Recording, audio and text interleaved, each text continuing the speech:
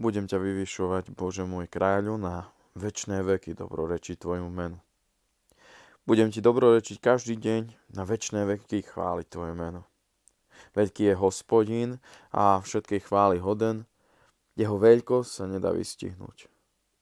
Nech pokolenie pokoleniu vychvaľuje tvoje diela a hlása tvoje mocné skutky.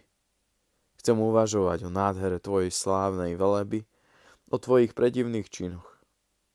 Hovoriť budú o sile tvojich úžasných skutkov a ja rozprávať budem o tvojich veľkých činoch. Amen. Milí bratia, milé sestry, vypočujte si slova písma svätého, ktoré nám poslúžia na posilnenie a povzbudenie viery našej. Tieto slova sa nachádzajú zapísané v liste apoštola Pavla k filipským kresťanom, a to v 2. kapitole od 1. po 11. verš. Takto znejú k nám slova písma svätého. Ak je teda nejaké napomenutie v Kristovi, ak je nejaké povzbudenie lásky, ak je nejaké spoločenstvo ducha, ak je nejaký súcit a milosrdenstvo, naplňte moju radosť.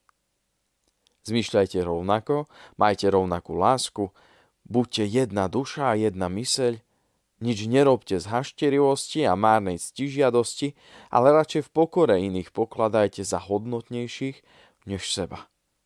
A nehľadajte každý len svoj prospech, ale aj prospech iných. Tak zmýšľajte medzi sebou, ako aj Ježiš Kristus, ktorý mal podobu Božiu a svoju rovnosť s Bohom nepokladal za lúpež, ale vzdal sa hodnosti, vzal na seba podobu služobníka, podobný sa stal ľuďom a keď sa zjavil ako človek, ponížil sa a bol poslušný do smrti, a to až do smrti na kríži. Preto ho aj Boh nadmieru povýšil a dal mu meno nad každé meno. Aby v Ježišovom mene pokľaklo každé koleno tých, čo sú na nebi aj na zemi, aj pod zemou, a každý jazyk, aby na slávu Boha Otca vyznával, že Ježiš Kristus je Pán. Amen. Hospodin nech požehná čítanie, počúvanie i zachovávanie jeho svätého slova. Amen. Modlíme sa. Drahý náš Pane a milostivý Bože, Otče náš nebeský, vzdávame ti chválu za to, že aj dnes si nám dal možnosť dožiť sa tohto dňa.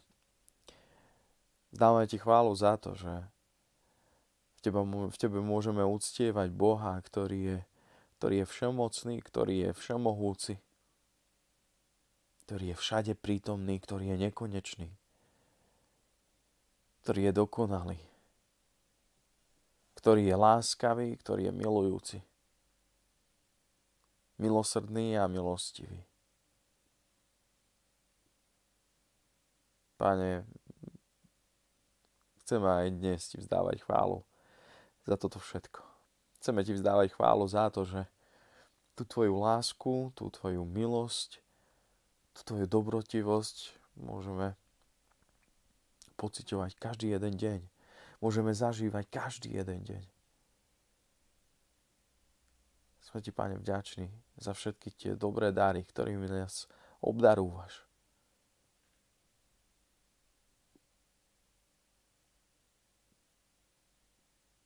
Pane, je úžasné vedieť, že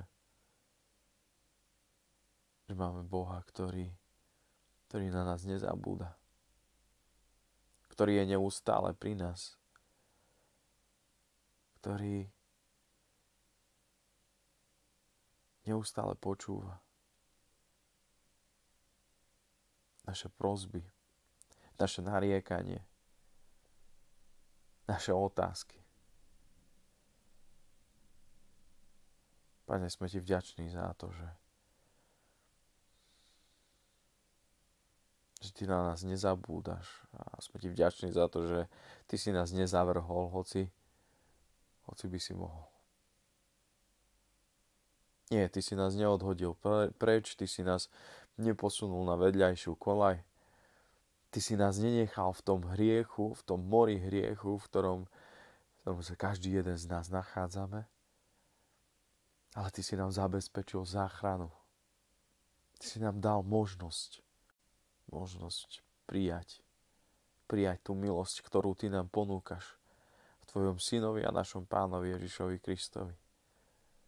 Ďakujeme Ti, Pane, za túto nesmiernu milosť. Ďakujeme Ti, že ju nám ponúkaš zadarmo. Hoci sme si ju nejakým spôsobom nezaslúžili. Ďakujeme Ti, že Ty nám odpúšťaš všetky naše hriechy. Hoci každý jeden deň klesáme a padáme do tých hriechov. Tak aj dnes Ti chceme vyznávať, Pane, všetky tieto hriechy. Ty vieš. Ty dokonale poznáš naše myšlienky. Dokonale poznáš naše pocity, naše činy. Ty vieš, čím všetkým sme sa previnili voči Tebe a voči svojim blížnym. Tak prosíme ťa, Pane, zmiluj sa nad nami. Ty nám dávaj spoznávať tú Tvoju odpúšťajúcu a milujúcu milosrdnú lásku. Tak ťa prosíme, Pane, trojjediný Bože, prihováraj sa aj dnes k nám skrze Tvoje slovo. Dávaj sa nám skrze neho spoznávať. Dávaj nám spoznávať, že jedine skrze Ježiša Krista môžeme mať tú milosť. Milosť, skrze ktorú môžeme získať večný život a spasenie. Tak prosíme ťa preto, Pane, otváraj nám naše srdcia i mysle. Otváraj nám ich, aby sme nielen počuli, ale aj vedeli prijať to Tvoje slovo. Ty pôsob medzi nami skrze Tvojho Ducha Svätého. O to ťa prosíme, milostivý Bože a Otče náš nebeský. Vypočuj nás. Amen. Milosť vám a pokoj od Boha Otca nášho nebeského a od Jeho svätého Syna, nášho Pána a Spasiteľa Ježiša Krista v obecenstve darov Ducha Svätého. Amen. Milí bratia, milé sestry, milí poslucháči, slovo Božie, na základe ktorého chcem s pomocou Ducha Svätého dnes medzi vami prehovoriť, sa nachádza zapísané v liste apoštola Pavla k filipským kresťanom, a to v 2. kapitole, od 3. po 5. verš. Takto znie k nám slova písma svätého. Nič nerobte z hašterivosti a márnej ctižiadosti, ale radšej v pokore iných pokladajte za hodnotnejších než seba. A nehľadajte každý len svoj prospech, ale aj prospech iných. Tak zmýšľajte medzi sebou, ako aj Ježiš Kristus. Amen. Bratia, milé sestry, drahí priatelia, v posledných dňoch čítame list apoštola Pavla k kresťanom žijúcich v meste Filipis, nám známejším pod menom Filipy. A tento list mnohí nazývajú listom radosti. Listom radosti plnosti. A to z toho dôvodu, že apoštol Pavol v ňom prejavuje svoju radosť, a to i napriek tomu, že sa nachádza vo väzení, v súžení, že je pod istým tlakom, že bojuje s rôznymi neduhmi, že jeho život je plný skúšok a kadejakých problémov. A čo je v tom liste prekvapujúce, je to, bratia a sestry, že Pavol svojich čitateľov napriek všetkým týmto okolnostiam, v ktorých sa nachádza, vyzýva k tomu, aby sa radovali. Aby sa tešili. Aby sa radovali v Pánovi. K tomu ich vyzýva na viacerých miestach v tomto liste. Avšak to nie je jediná vec, ku ktorej Pavol nabáda svojich čitateľov, kresťanov vo Filipis, ale aj nás, dnešných čitateľov tohto listu. Preto sa spoločne pozrime na to a uvažujme nad tým, vyprosujúci pôsobenie Ducha Svätého, aby sme mali otvorenú myseľ, aby sme mali otvorenú dušu a srdce k porozumeniu a prijatiu toho, čo nám chce dnes náš Pán zdeliť. Nad veršami, ktoré sme mohli počuť a ktoré si môžeme znovu prečítať, sa budeme zamýšľať postupne, keďže každý jeden nosí v sebe odkaz, ktorý by sme si mali vziať k srdcu. Pavol v tom 3. verši píše takto. Nič nerobte z hašterivosti a márnej ctižiadosti, ale radšej v pokore iných pokladajte za hodnotnejších než seba. Čo bolo vlastne dôvodom toho, že apoštol Pavol píše tento list, alebo píše tento verš kresťanom vo Filipách? No ako v každej jednej skupine, v každej jednej komunite, spoločenstve, zbore, tak aj vo Filipách boli isté problémy, ktoré bolo treba riešiť. Ani jedna cirkev, ani jeden zbor, ani jeden človek na tomto svete nie je dokonalý a práve pre túto nedokonalosť sa ľudia neustále vadia, neustále sa hádajú. Či už je to pre drobnosti, pre malichernosti, alebo sa hádajú kvôli vážnym rozhodnutiam, kvôli pravidlám a zákonom. A je to skutočne mnoho, kvôli čomu sme schopní sa pochytiť, pohádať a stáva sa to hlavne vtedy, kedy človek hájí vlastné záujmy, kedy sa snaží presvedčiť iných o svojej pravde, kedy sa snaží dosiahnuť to, čo on si zaumieni, kedy to ľudské ego je pre človeka dôležitejšie ako všetko ostatné. Problémy, ťažkosti, ktoré nastali vo Filipách, boli podobného rázu. A to bol aj hlavný motív k tomu, aby Pavol vo svojom liste svojich bratov a sestry nielen chválil a potešoval, ale aby ich aj napomínal, vystríhal, aby ich upozornil na nedostatky, ktoré istotne narušili pokojný chod života zboru, ktoré môžu spôsobiť ešte väčšie problémy, komplikácie či konflikty. Nič nerobte z hašterivosti a márnej ctižiadosti. Jeden z tých hlavných problémov v Filipách bola ctižiadostivosť. Teda túžba po márnej sláve, po vyniknutí, túžba po nejakom poste, po nejakej pozícii. No a apoštol Pavol sa dopočul o tom, že vo Filipách sú istí ľudia, ktorí nie preto hlásajú evanjelium, aby tým čím viac ľudí priviedli k Ježišovi, aby čím viac ľudí bolo spasených, ale konali tak, aby spôsobili Pavlovi ešte viac bolesti a trápení, ba čo viac hlásali evanjelium, avšak iba preto, aby vynikli, aby získali nejakú tú pozíciu v zbore.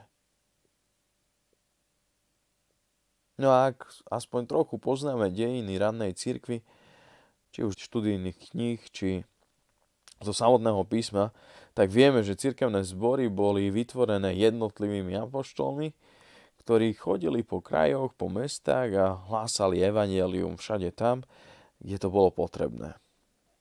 No a kde to bolo možné.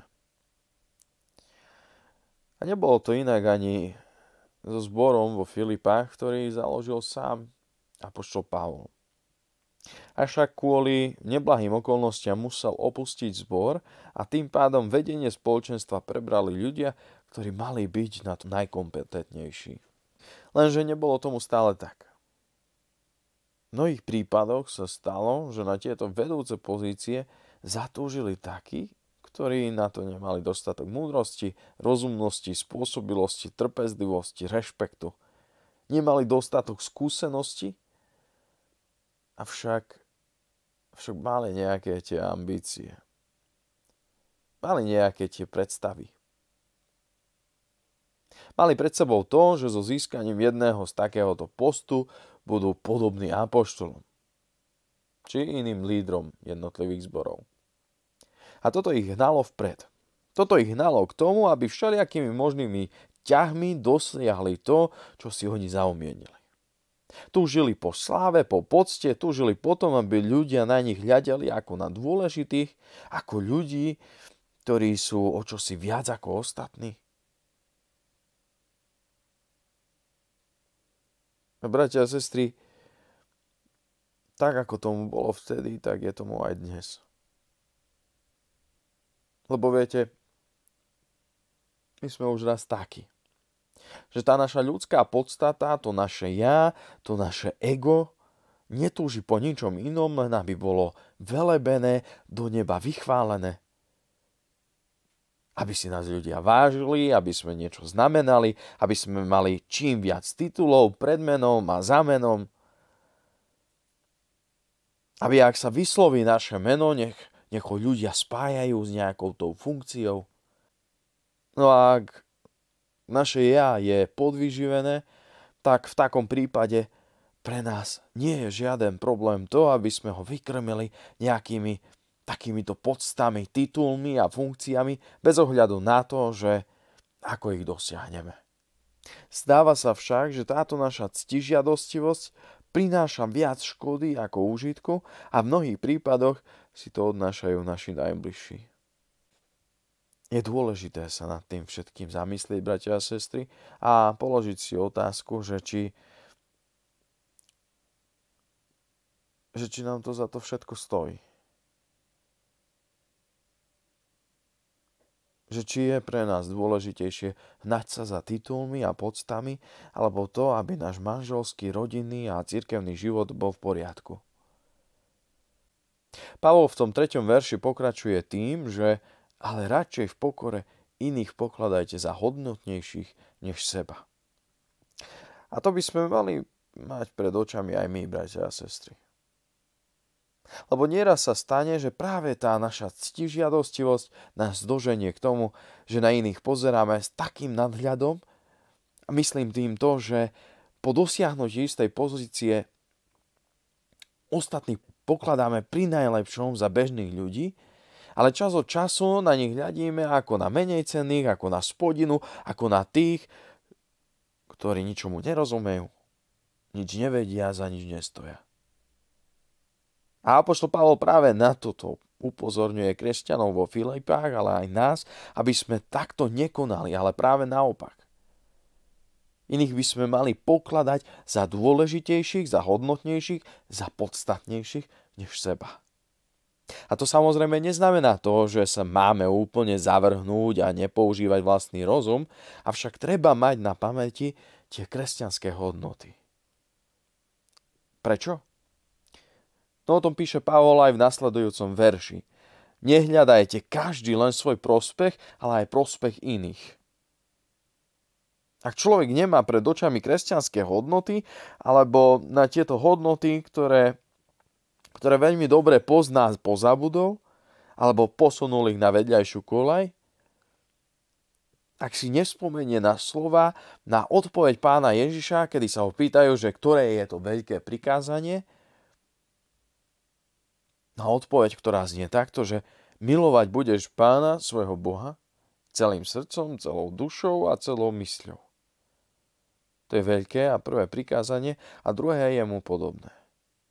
Milovať budeš blížneho ako seba samého a na týchto dvoch prikázaniach sa zakladá celý zákon a proroci. No a ak pre človeka tieto slova nie sú smerodajnými, veľmi ľahko sa môže stať, že človek začne hľadať len svoj prospech a to nech už je hociaký. Taký čas ide bokom, že či sme rodina, či nie, že či sme známi, kamaráti, spolužiaci. Taký čas je jedno, že chodíme do jedného spoločenstva, či patríme do jednej cirkvi. A samozrejme je pre nás o mnoho prirodzenejšie hľadať ten svoj prospech, ten svoj osok zo všetkého, ako by sme sa mali umenšiť, ako by sme mali byť stratoví len preto, aby sme iným pomohli, aby sme hľadali na prospech iných. Ale aby sme mali v tom jasno, Pavol tu nehovorí, že my nemáme mať, ale že z ničoho prospech. Avšak nemáme zabúdať aj na iných. Nemáme zabúdať na to, k čomu nás vyzýva písmo, k čomu nás vyzýva Pán Ježiš. Lebo našim poslaním, našou úlohou na tejto zemi nie je to, aby sme hľadali svoj prospech, či zvyšovali si ego, hnali sa za pozemskými poctami a matériami, ale služba Pánu Bohu, hlásanie a šírenie evanjelia o milosti preukázanej voči nám. A práve preto apoštol Pavol aj vyzýva Filipanov, ale aj nás všetkých k tomu, aby sme tak zmýšľali medzi sebou, ako aj Ježiš Kristus. Lebo on je tým dokonalým príkladom toho, on je ten, kto nehľadal svoj prospech, kto nebol ctižiadostivý, kto sa nehnal za slávou, ale vo všetkom posluchol svojho nebeského Otca. On bol ten, ktorý napriek tomu, že mal Božiu podobu, vzdal sa svojej rovnosti s Bohom, vzdal sa tej slávy a majestátnosti, aby prišiel na tento svet a bol nám všetkým vo všetkom podobný okrem hriechu. Prišiel na tento svet, pokoril sa, vzal na seba podobu služobníka, stal sa človekom, aby následne, vezmúc na seba všetky hriechy sveta, zomrel na dreve kríža. Bratia a sestry, Ježišovi Kristovi, Boh prišiel k nám, aby sa ponížil, aby sa pokoril, len preto, aby my sme mohli byť povýšení. Aby my sme nemuseli zomrieť v tom mori hriechu a aby sme nemuseli trpieť.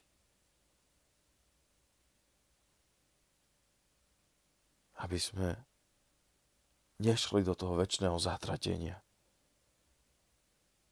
A práve preto, bratia a sestry, vás pozývam k tomu, aby sme nič nerobili z hašterivosti a márnej ctižiadosti, ale radšej v pokore iných pokladali za hodnotnejších než seba.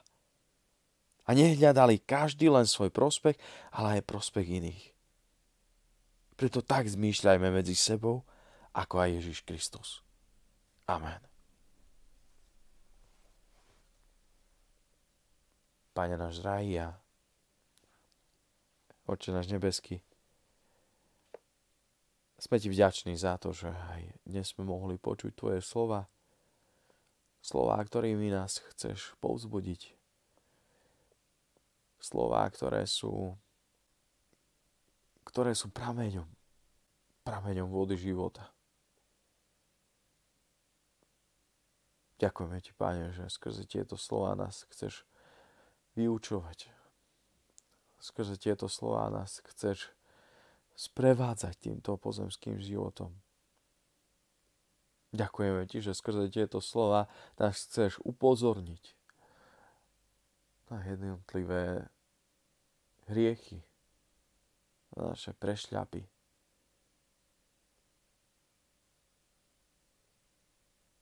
Pane a Otče náš, ďakujeme ti, že aj dnes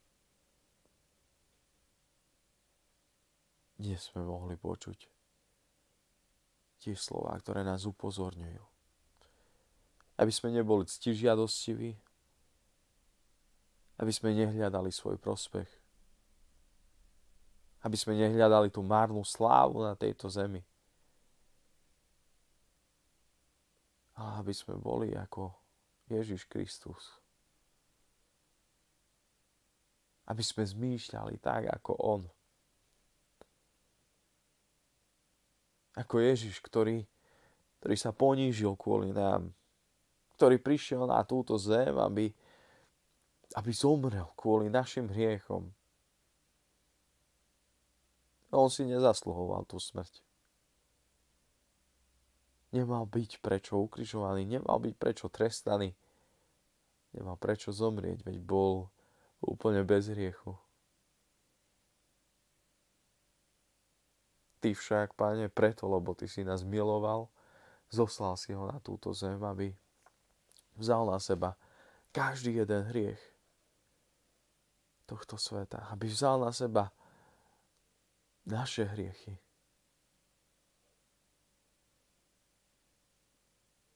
Ďakujeme ti, Pane Ježišu, že ty si sa natoľko ponížil kvôli nám. Ďakujeme ti za to, že ty si trpel za nás. aby my sme mohli byť povýšení. Tak prosíme ťa o to, aby ty si nás naďalej viedol skrze tvoje slovo a vyučoval k tomu, aby sme sa vedeli ponížiť. Aby sme sa nehnali za tými pozemskými titulmi a matériami a za všetkým tým, čo nás tu láka, čo nás vádza. A daj, aby sme hľadali možnosti, ako slúžiť tebe. Aby sme hľadali možnosti, ako oslovovať iných, ako šíriť to evanjelium o tebe.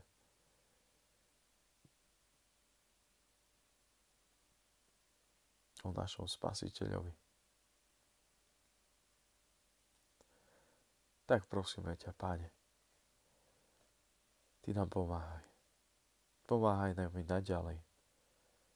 Zostávaj s nami aj počas tých dní, ktoré sú pred nami. Buď s nami aj počas toho týždňa, ktorý je pred nami. Ty veď naše kroky po tej správnej ceste. Po tej správnej ceste týmto pozemským životom.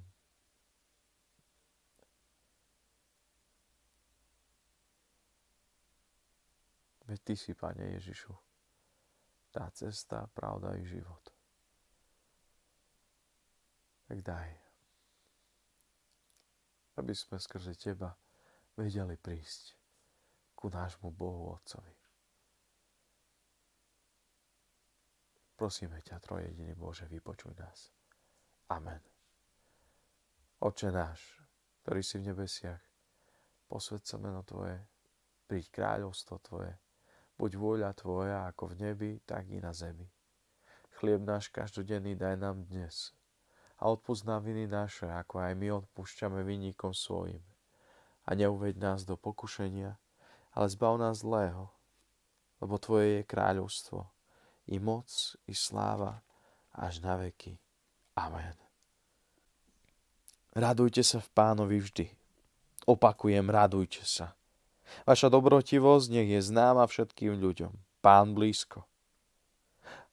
O nič nebuďte ustarostení, ale vo všetkom s vďakou predkladajte Bohu svoje žiadosti vo všetkých svojich modlitbách a prosbách. A pokoj Boží, ktorý prevyšuje každý rozum, bude chrániť vaše srdcia a vaše mysle v Kristovi Ježišovi. Amen.